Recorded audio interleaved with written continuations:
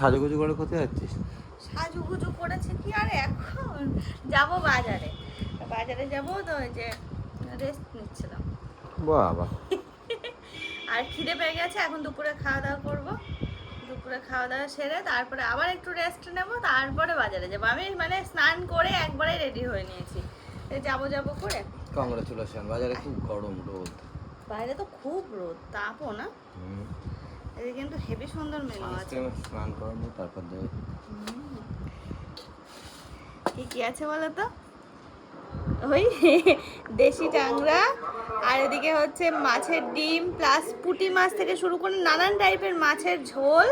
এদিকে হচ্ছে ডাটার, এটা মা বললো চচ্চড়ি টাইপের করব। আর এখানেও আছে চুনো মাছের ঝাল, এটা হচ্ছে আমার জন্য। এই কারণ চুনো মাছ অর্পণ খায় না, এই মাছটা খাবে, এই ট্যাংরাগুলো খাবে, কিন্তু এটা খাবে না। তো এই হচ্ছে আজকের মেনু দুপুরে। দারুণ দারুণ, ভাত তো প্রচুর নিয়ে আসছে গো।